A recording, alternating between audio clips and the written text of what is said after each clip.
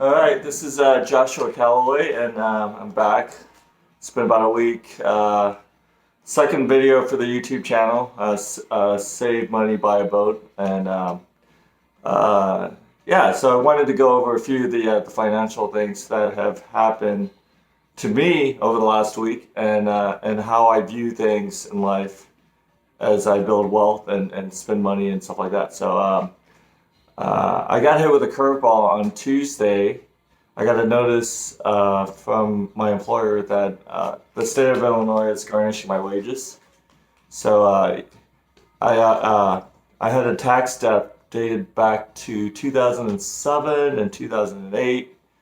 Uh, that's really super old, but it was like $7,100, and of course, a debt that big, it's mostly penalties. It was like $800 in taxes and $6,300 in penalties. So they will be taking 15% of my paycheck until it's paid off. Which, yeah. So it'll be paid off pretty soon because I get an annual bonus payout on the end of February. So that was a kind of a downer. Still not letting that go. I went to the Illinois State and I called a lot of people. I filed an appeal. So I do have a few outs that may save me, but I'm not holding my breath. Uh, and then so other than that, I mean, it's been that consumed a lot of my time. But then yesterday I got a text message from my friend and saying that, hey, do you want to go play this poker game? So I was like, maybe, I guess so. I guess I'm not doing anything. I'll try it out. And but I didn't have any cash, so he loaned me $300 in cash. Very nice friend. And I've known him for a long time. But then I was gonna pay him back today.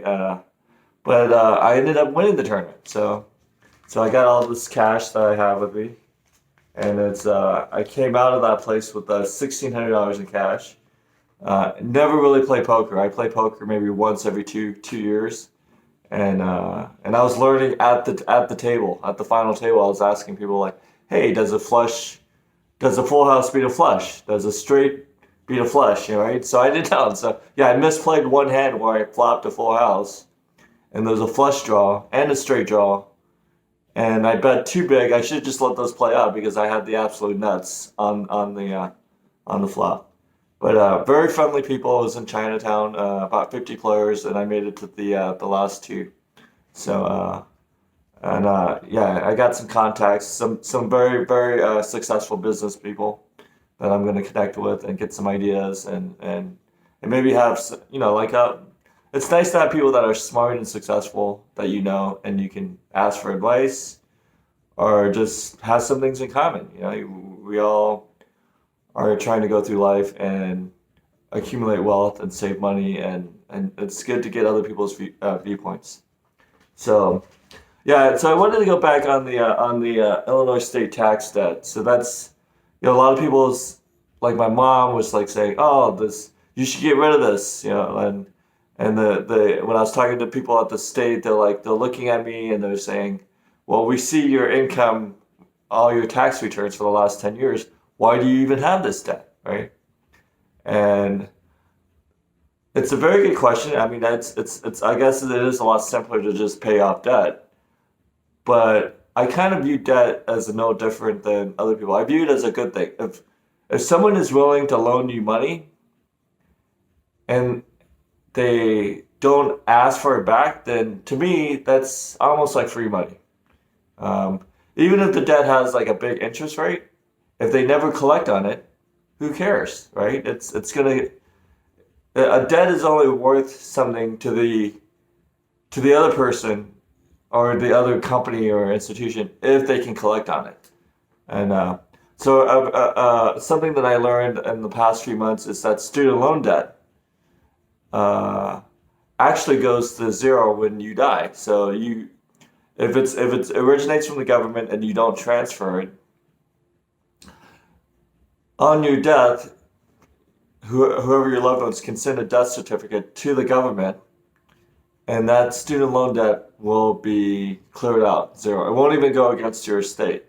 So like theoretically you could let your student loan debt balloon to $1 million, and you could accumulate $1 million. And for almost all the debts, like a credit card loan debt, if you die, that debt will go against your estate and you'd be zeroed out. But a student loan debt will go to zero, and you could leave $1 million to your loved ones or your favorite charities or whatnot. You've accumulated $1 million in your lifetime. So, I mean, I'm not saying that everyone should just let their student loan debts balloon, but that's one way of accumulating wealth. It's perfectly legal. You're not going to go to jail. And also, things can happen too. As debts grow, a funny thing happens when a debt gets really, really big. Some things can happen in your life where you lose your job, or you become poor, or something happens. You get a medical situation where it sucks up a lot of money, and then now you have a lot more power because you don't have the money for some unfortunate reason. You don't have the money to pay out that debt.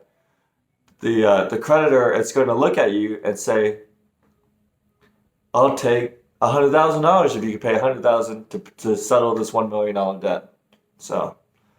So I think in terms of debt, it's almost like a free option of on life, right?